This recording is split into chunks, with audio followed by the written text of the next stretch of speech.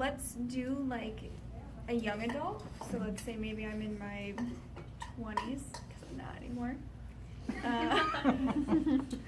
And then let's say I've been coming to see Kelly because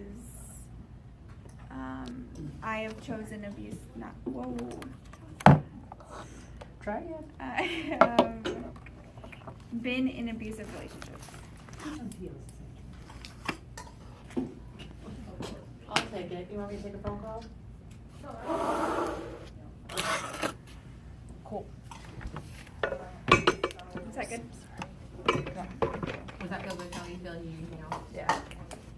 All right. So, yeah, so far today you've been bringing up a lot of feelings and not really being sure of what you want to do or how to handle those. So I want us to work on something that's called a crisis plan. I know the word sounds kind of intense, but sometimes when our emotions get overwhelming, it's really hard to figure out what we do with that. So if you remember last week we talked about our amygdala and how that decides what we're going to do when we're overwhelmed, and it doesn't always make a logical choice. So I'm hoping, if you're cool with it, that we can go through this plan that's going to help bring some of those things together and help us make some decisions about what we can do if you ever get overwhelmed like that again. Sure. Okay. So to make it official, I'm going to have you write your name on this top line. So that's what's going to make it your plan. All right. So below your name, I want us to first think about what emotions do you experience that feel really overwhelming? What feelings do you have that you're just like, I don't even know what to do with that? Okay, come in and I will. I feel the ones that kind of seem like there's no end to are just kind of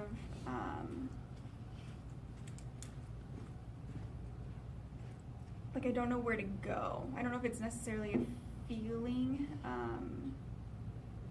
but like I don't know what's next or what is even an option for a lot of that, or I just feel like a lot of it is just really weighing down on me and I don't know what to do with that. Okay. So let's jump ahead. Since what you're saying really illustrates some of the thoughts that are going through your mind, I love to capture those. So over here's the outline of a brain for us to talk about those thoughts. So if you could kind of jot down those thoughts that you were just sharing with me in the brain so we can refer to them. You said you're like, not quite sure what to do. Feels really heavy.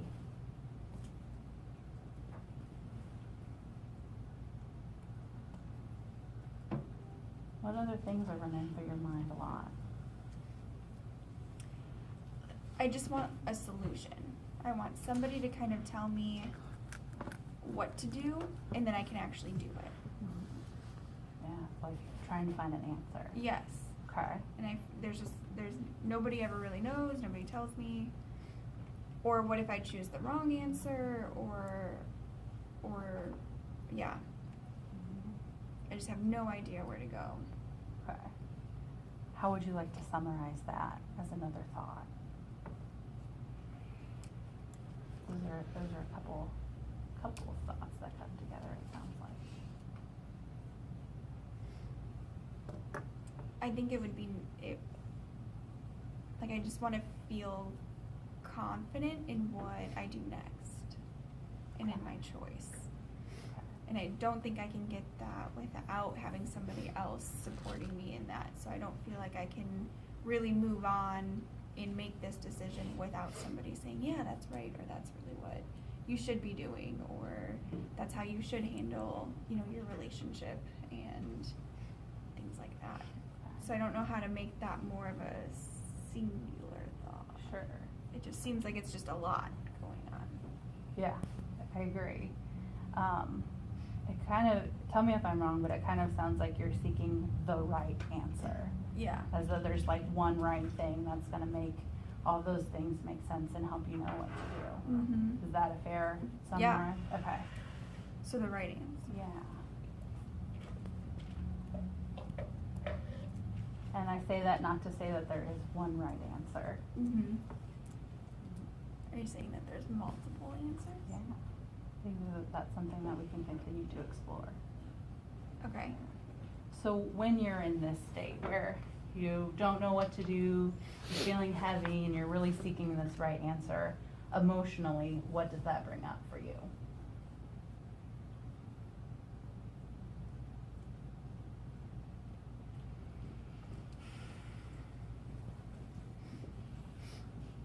That's a tough one, isn't it? Yeah, it is. Okay, so if I don't know what to do, am I feeling?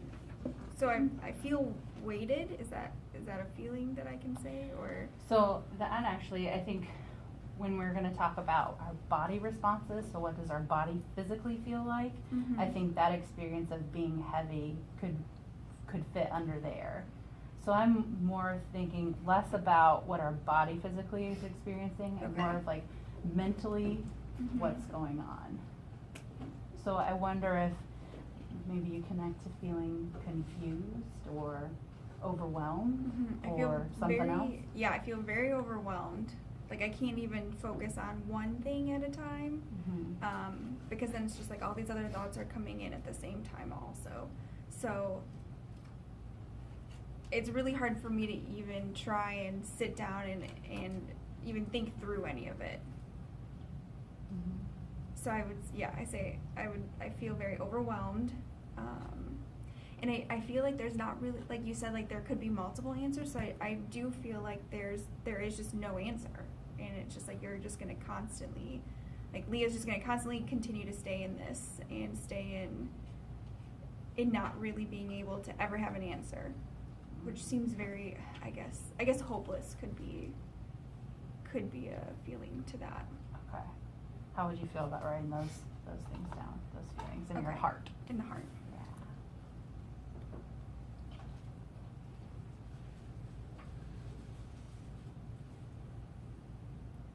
I'm confused. It's definitely a confusing time. And I have this fear of loss. So like I don't want to give up on my relationship either. And so I'm very afraid of if that's the answer, then how do I even go about that? Mhm. So you kind of brought up two things, that feeling lost and then a thought, what if that's not the right answer? Right. Okay. So feeling lost. Mm-hmm. Leah, you're doing really good work. This is really helpful.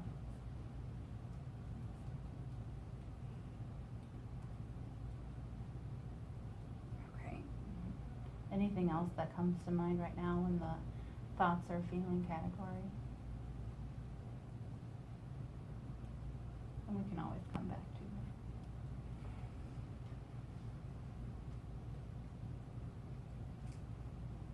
I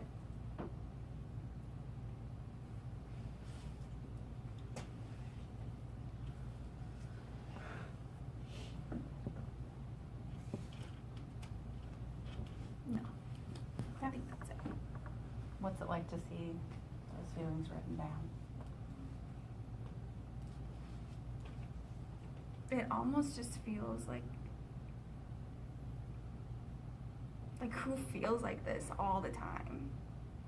It's just weird to see it like written down. Like, you know, you view yourself as yourself, but then it's just to see what you're truly feeling constantly written down is almost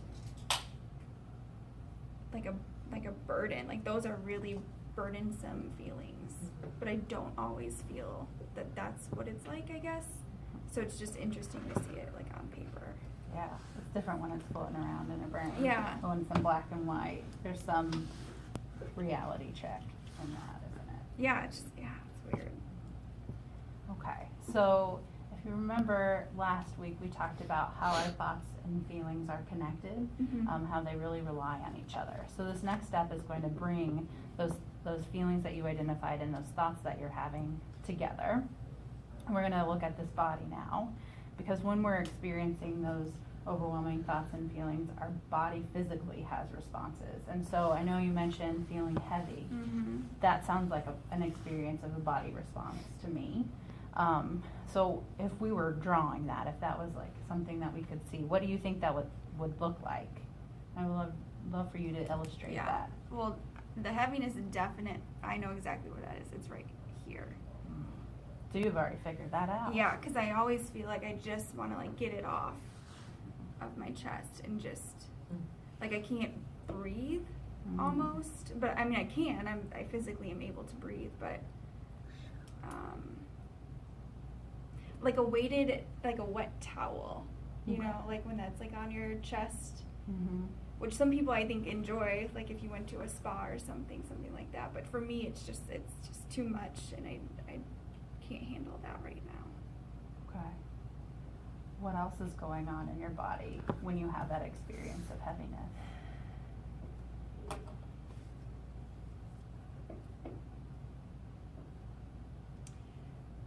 It's a weird, like, emptiness, I guess.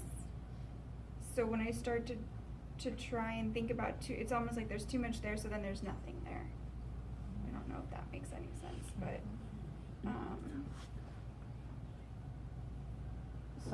So that I understand, is that experience like that you don't recognize anything that's happening in your body, or that things feel numb, or something else? I wouldn't say numb, but I do think it is kind of like I don't recognize things. Okay. Does it feel like your brain and your body are in two different places? Yes. Okay. How would you want to illustrate that? And you're free to be as creative as you like. I don't have like a specific idea in my mind. This is what this is like for you. I almost feel like everything is just like separated, so I would maybe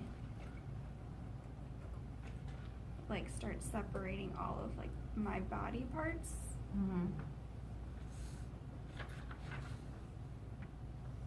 So it's almost like none of them are connected. What's going on in your head during that time? Like physically, what does that feel like? I don't know. I don't think I've ever really focused on my head. What about your stomach?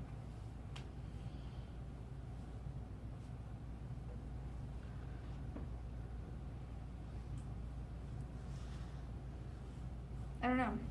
I guess I just have never. I'm not very hungry, Okay. so I guess when I think of my stomach, I think of food. Sure. That's what it does. So is that a change from when you're not overwhelmed? Or when you're not feeling the hopelessness and overwhelmed? Yeah, I guess. But I've never really focused on if I'm eating or not eating, but like looking back on the last week, I haven't been eating that often. Or I guess I've never really felt full. Or like at work when I see treats out, I'm not just going to those, whereas I would have before. Okay. So you've noticed a change? Yeah, just now, yes. Okay. What's it like to notice that that's something that's changed in the past week?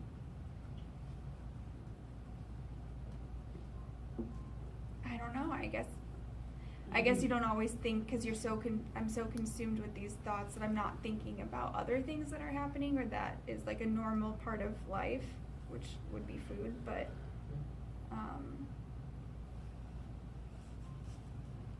yeah. How do you want to draw that?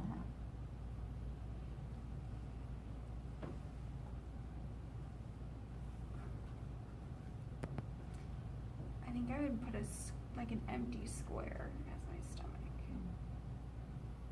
I can totally see that. Okay. Anything that you notice with your hands or your arms or your legs or your feet during those times? Or I guess in this past week now?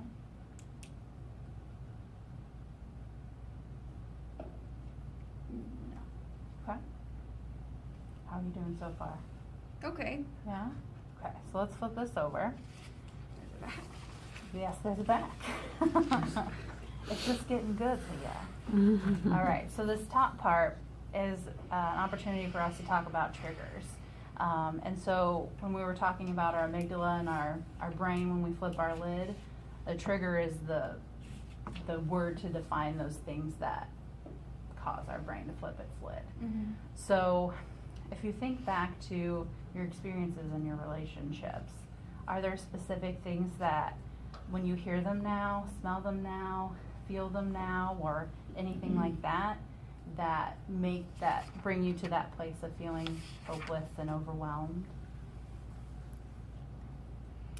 Yes, I guess. So, after we talked about that last week, I tried to think about things that I don't longer like to do. Mm-hmm. So things you're avoiding? I'm avoiding. Okay. And so, like, watching movies is one, just because a lot of times, like, in our relationship, that's when I feel like I felt the most neglected by him,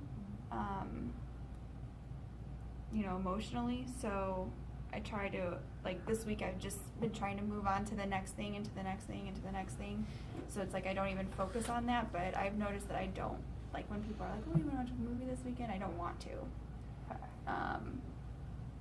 And so realizing that that's something that, like, I'm afraid it will trigger me if I go and watch a movie. Mm-hmm. Yeah, sometimes it's easier to recognize those triggers are the things that we seek to avoid. So it sounds like you've already figured out that watching a movie is one of those things. So I'd love if you could maybe start a list up here.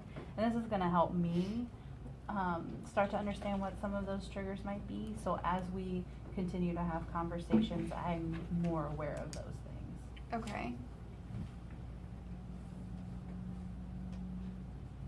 Keep going. Yeah, can you think of anything else? And I'd say I love that you were able to explain to me why the movies were a trigger. But for the sake of this right now, Mm-hmm. we can save some of the description of that for later Mhm. and really just focus on if you know of any of those other triggers, we can make a list of them. Mm-hmm.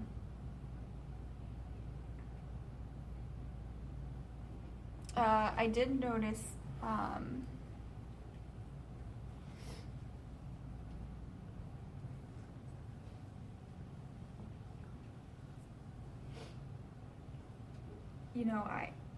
being alone is kind of a thing that I've been, like, today I didn't even want to come to my appointment because it's like now that I know I have to go through some of this stuff, but, even being with other people, it's just, like, I don't even want to add that to, like, having to be talkative or happy. It's like I can barely even function, and then now I have to go and do this for other people too. Mm-hmm. And I don't. So lately it's just kind of been more, how much more can I be alone? And I just want to be in my room. So I don't know if that's necessarily a trigger, that I prefer to be alone. I don't know. Okay. So it sounds like you've figured out that that's a preference that you have right now. Yeah. Where do you think that preference comes from?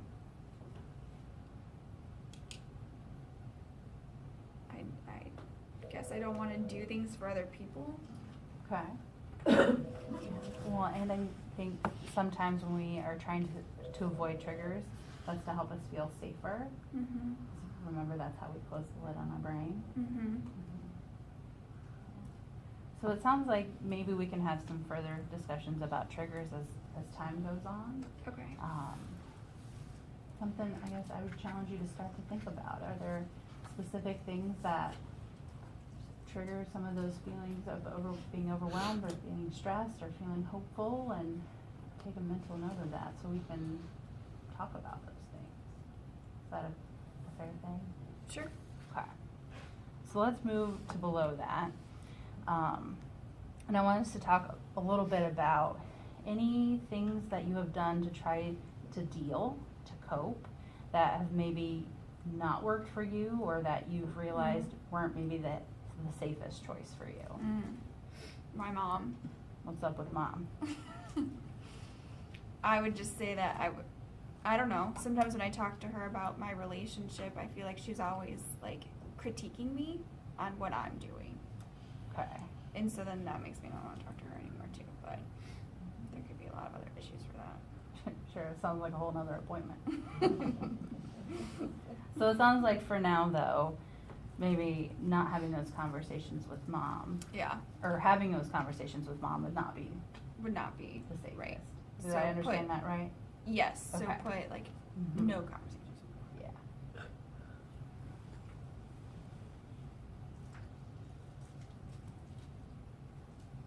Anything else that you've realized that doesn't work, doesn't help? Now, are you saying, like anything that hasn't worked after like this part? Mm-hmm. Okay. Because I know a lot of clients, they've learned through school or whatnot to take some deep breaths or to stretch it Okay. out, and I have a lot of Mhm. people who say that does not work for me. So Mhm. I wonder if you've ever had experience where you've tried something someone recommended and realized that does not work for me. Mm-hmm. Counting does not work. Okay. I hate counting. Stupid.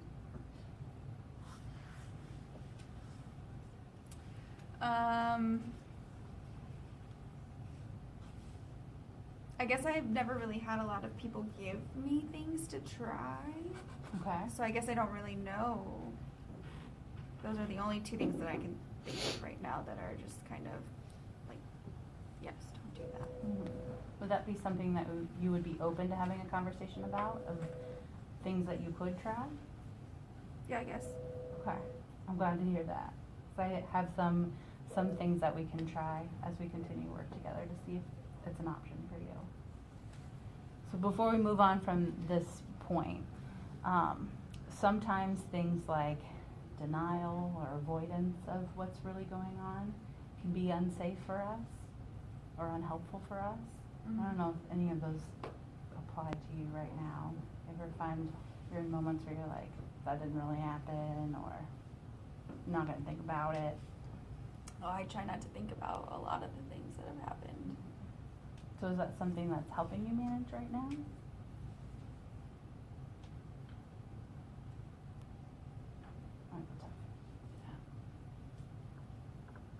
I don't know. I guess I don't know what would be helpful or not helpful. Okay. So So- I'm still, yeah, stuck here, so. Okay. So it sounds to me like we've got some work to do in the coping skills area. And I think that's totally fair. Okay. So let's, yeah, okay. So let's note that. And let's skip down here. Mhm. So in those moments that are really overwhelming and tough, is there something that you tell yourself to keep going?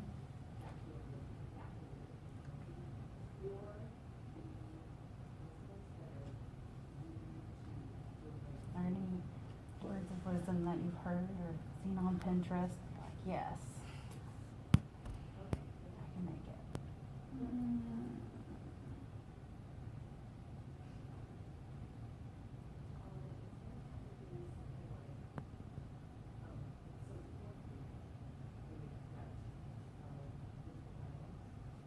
Sometimes I hear things like, tomorrow's a new day, or one step at a time, or yeah, it's tough, but I'm tougher. No, I don't like any of those. Okay. How do you keep moving forward? I have no idea.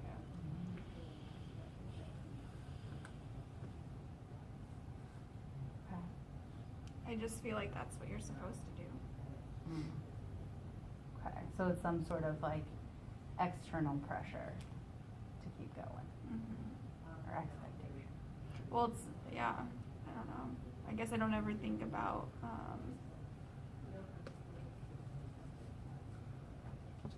yeah, like what is this, like a saying for that, or, but I guess something that when it's rough, if I want to keep moving forward. I mean, like I want to have a solution. And so I guess the thing is to not feel this way then.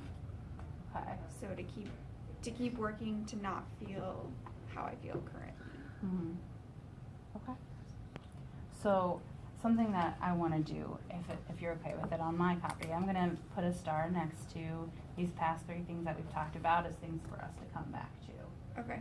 Because we're using a lot of our time today. I'm really glad we're able to have these conversations. So last thing I want to talk about, and this is going to help me too. I want you to think about who's around you, who's on your team, who's got your back. So it sounds like not mom right now. Not mom. Okay. So who else? It could be friends, coworkers, Mm-hmm. people at church.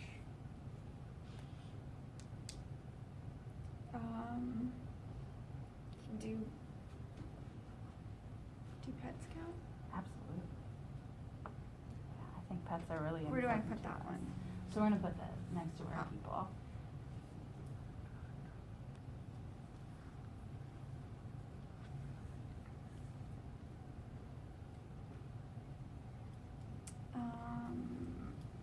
I would say the only other person that I really, I guess, feel connected to would be my friend Christina.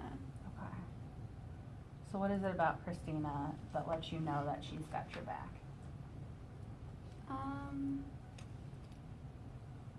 She always answers me.